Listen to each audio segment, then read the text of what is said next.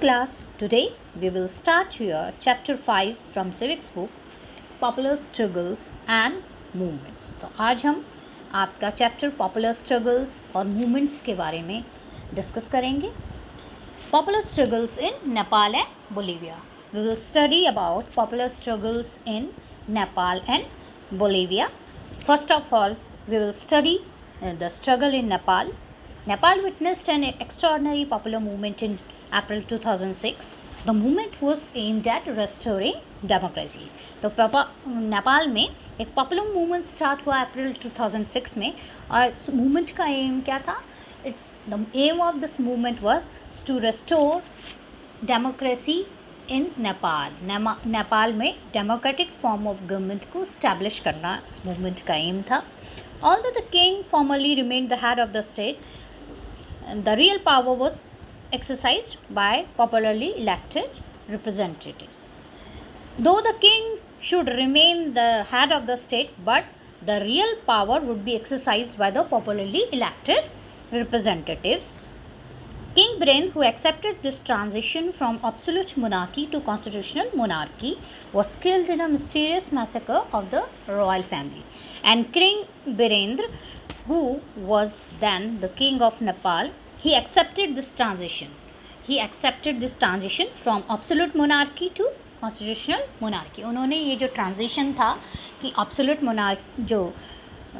Monarchy से constitutional monarchy में जो ये ट्रांजिशन था इसको एक्सेप्ट किया, लेकिन उनकी डेथ हो जाती है during a mysterious massacre of the royal family and king Gyanendra. Now king Gyanendra became the new king of Nepal and he was not prepared to accept democratic rule. King Birendra के बाद किंग ज्ञानेंद्र नए किंग बने नेपाल के और उन्होंने इस डेमोक्रेटिक रूल को accept नहीं किया।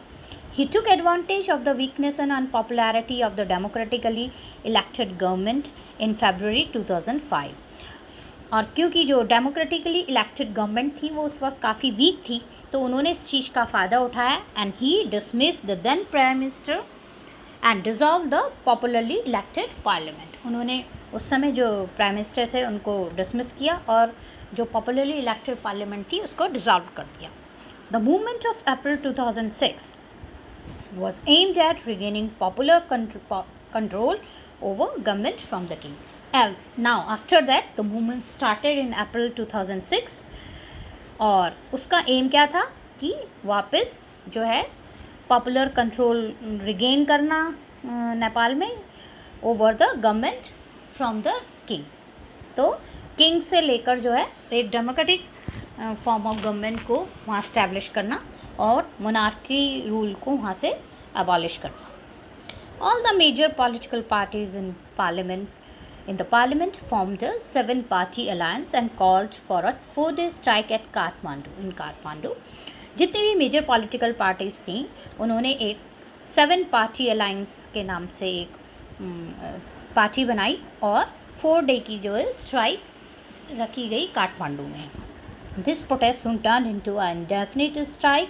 ये प्रोटेस्ट जो है एक इंडेफिनिट स्ट्राइक में बदल गई और इसमें माओइस्ट इंसर्जेंट्स थे और दूसरे various other organisations also join this political party.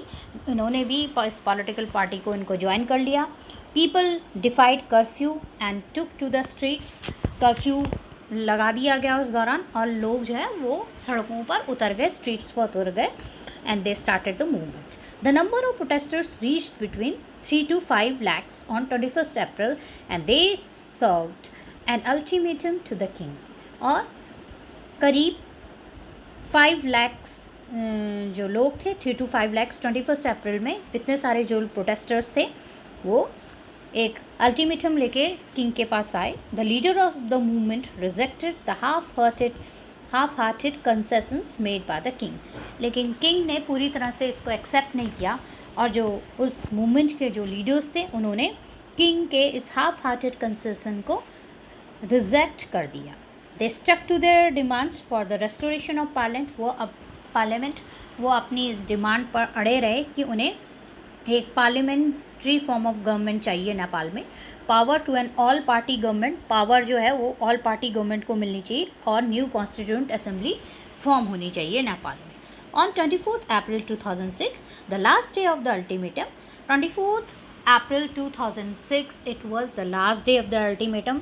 ये एक आखिरी दिन था जिसमें किंग को फोर्स किया गया कि वो जो है सारी डिमांड्स को, वो जितनी भी 3 डिमांड्स रखी हैं उनको माने।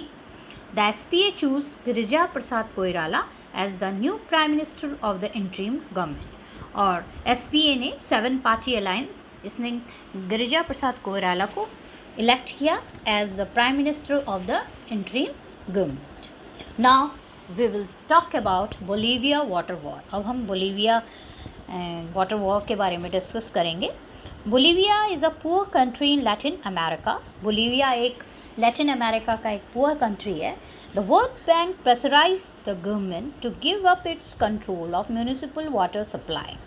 अब वर्ल्ड बैंक ने गवर्नमेंट को प्रेशराइज किया कि वो अपना जो कंट्रोल है म्यूनिसिपल वाटर सप्लाई से वो हटा दे और एक एमएनसी कंपनी को ये राइट्स को सोल्ड कर दे। तो गवर्नमेंट ने क्या किया, गवर्नमेंट ने अपने जो भी राइट्स थे फॉर द सिटी ऑफ कोकाबाम्बा, ये एक मल्टीनेशनल कंपनी को उन्होंने सारे राइट्स जो है ये बेच दी। The company immediately increase the price of water by 4 times and then that company it increased the prices of water by 4 times, it increased the taxes. Many people received monthly water bill of rupees 1000 in a country where average income is around 5000 a month. अब जहाँ पर लोगों की जो income है वो कितनी है, 5000 रुपीज़ है, वहाँ पर 1000 रुपीज़ दे हैव टू पे for water bill. So it was very high payment for bill, so people started protesting about that. This led to spontaneous popular protest. इससे क्या हुआ, एक प्रोटेस्ट जो स्टार्ट हुआ और इन जनवरी 2000 a new alliance of labor, human rights and community leaders organized a successful 4-day general strike in the city. और 2000 में एक नई alliance of labour, human rights and community leaders, इन्होंने मिलके एक 4-day जनरल स्ट्राइक जो है वो ऑर्गेनाइज की। The government agreed to negotiate and the strike was called off, yet nothing happened. Government जो है वो बातचीत के लिए तैयार हुई, स्ट्राइक वापस ले ली गई, लेकिन कुछ नहीं हुआ, nothing happened. The police resorted to brutal repression with the agitation was started again in February. और पुलिस ने जो है इस एजिटेशन को, ये जो मूवमेंट था इसको ब्रूटली दबाने की कोशिश की, लेकिन ये एजिटेशन फिर से स्टार्ट हुआ, फरवरी में स्टार्ट हो गया। Another strike followed in April and the government imposed martial law. और फिर दोबारा से स्ट्राइक स्टार्ट हुई अप्रैल में और गवर्नमेंट ने वहाँ पर मार्शल लॉ लागू कर दिया। But the power of the people force the MNC official to flee the city and made government concede to all demands of the protesters. But क्योंकि as you know the mob, the power of people, there is a great power when people start any movement, and due to this power of people, MNC officials were forced to flee the city. वो उन्हें शहर से भागना पड़ा, शहर छोड़ के जाना पड़ा। और फिर जो है गवर्नमेंट को इस पर उनकी प्रोटेस्टर्स की जो डिमांड्स थी उन पर विचार करना पड़ा, उनको मानना पड़ा। तो in this way the water war was finished और वहाँ पर जो है ये प्रॉब्लम सॉल्व हुई। Democracy and power struggle difference we will talk about. The movement in Nepal was to establish democracy. जो नेपाल में जो मूवमेंट स्टार्ट हुआ था वो किस चीज़ के लिए था, it was to establish democracy. While the struggle in Bolivia involved claims to an elected democratic government. लेकिन जो बोलीविया में जो स्टार्ट हुआ था स्ट्रगल वो किसके उसमें था, एक इलेक्टेड डेमोक्रेटिक गवर्नमेंट ऑलरेडी थी और वहाँ पर जो लोग हैं वो एक पर्टिकुलर एजेंडा के लिए स्ट्रगल कर रहे थे। The popular struggle in Bolivia was about one specific policy, एक पर्टिकुलर एक खास पॉलिसी के लिए वहाँ स्ट्रगल हो रहा था। While the struggle in Nepal, जो नेपाल में जो स्ट्रगल था it was about the foundation of countries politics. वहाँ जो नेपाल में जो स्ट्रगल हुआ वो किस लिए हुआ, वो कंट्री की एक वहाँ पे एक पॉलिटिकल सेटअप स्टार्ट करने के लिए, एक उसका फाउंडेशन सेटअप करने के लिए वहाँ पे ये स्ट्रगल स्टार्ट हुआ। तो दोनों ही सक्सेसफुल रहे और उन पर उनके जो इम्पैक्ट्स थे, उनका जो असर था वो डिफरेंट लेवल्स पे डिफरेंट था। अब दोनों में सिमिलैरिटीज़ क्या थी? Both these are instances of political conflict that led to popular struggle. Political conflict के बाद ये एक पॉपुलर स्ट्रगल में चेंज हो गया। दोनों में ऐसा ही था, दोनों में जो पॉलिटिकल पार्टीज़ का इंटरफेरेंस था। In both cases the struggle involve mass mobilisation. दोनों ही में जो है जो लोग हैं वो इन्वॉल्वमेंट था पीपल का, मास मोबिलाइजेशन था, पब्लिक डेमोन्स्ट्रेशंस थे and mass support clinch the dispute. Both instances involve critical role of political organisation, और दोनों में पॉलिटिकल ऑर्गेनाइजेशंस का एक रोल था। Democracy evolves through popular struggles. It is possible that some significant decisions may take place through consensus and may not involve any conflict, but that would not be an exception.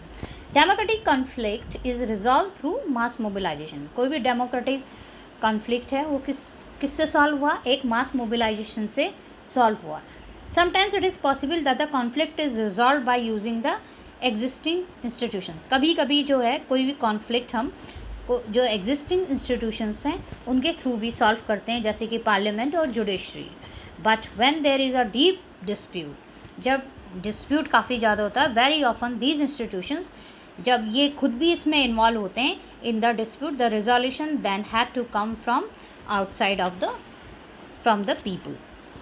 Mobilisation and organisation. Nepal, if you talk about Nepal, The struggle in Nepal involved many organizations other than political parties. तो आपने देखा होगा कि जो नेपाल में जो struggle हुआ उसमें पॉलिटिकल पार्टीज़ के साथ साथ दूसरे ऑर्गेनाइजेशंस भी उनके साथ थे। All the major labour unions and their federations join the movement. जितने भी मेजर यूनियन, लेबर यूनियंस थी और फेडरेशंस थी, उन्होंने इस मूवमेंट को ज्वाइन किया था। जो पॉलिटिकल पार्टीज थी उनके साथ मिलकर ये मूवमेंट स्टार्ट किया था। Many other organisations of the indigenous people, teachers, lawyers and human rights groups extended support to the movement. और दूसरी ऑर्गेनाइजेशंस भी जो एक स्पेसिफिक उसके लिए होती हैं, लॉबी की होती हैं, for example organisation of teachers, organisation of lawyers, of human rights groups, तो इन्होंने भी इसमें अपना सपोर्ट दिया। If you talk about Bolivia, the protest against war privatization in Bolivia was not led by any political party. अगर हम Bolivia की बात करें तो यहाँ पर जो ये जो वाटर प्राइवेटाइजेशन के अगेंस्ट जो वॉर हुआ था, इसमें कोई भी पॉलिटिकल पार्टी ने इसको जो है इसकी अगुवाई नहीं की थी। It was led by an organisation called FEDECOR, FEDECOR। तो इस ऑर्गेनाइजेशन ने इसको स्टार्ट किया था।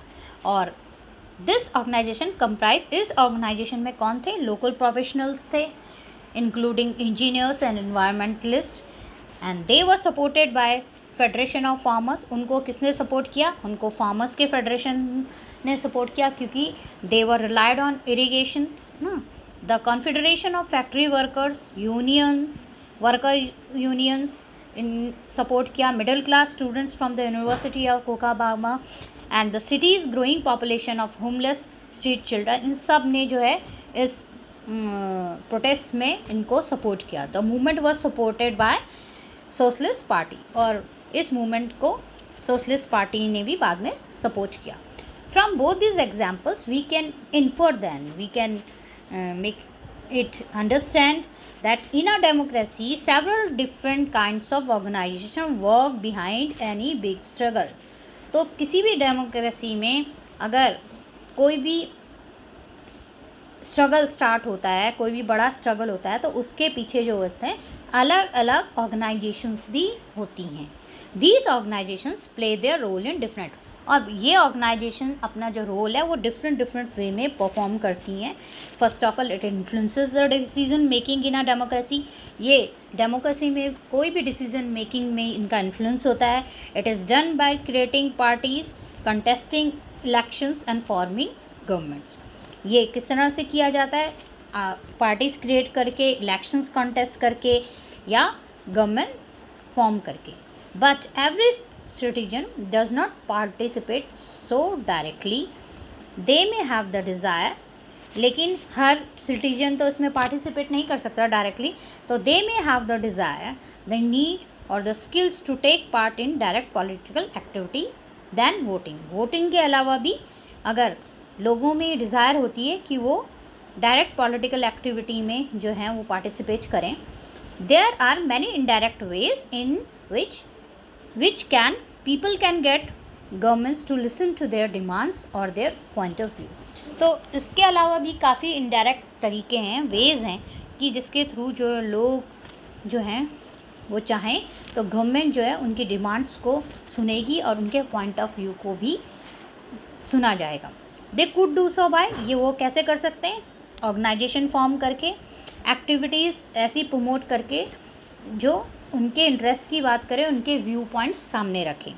दीज आर ऐसे ग्रुप्स जो हैं जो ऐसी एक्टिविटीज़ प्रमोट करते हैं जिसमें उनके इंटरेस्ट की बात की जाती है, उनके व्यू पॉइंट्स रखे जाते हैं. ऐसे इंटरेस्ट ग्रुप्स को हम क्या कहते हैं? Pressure groups.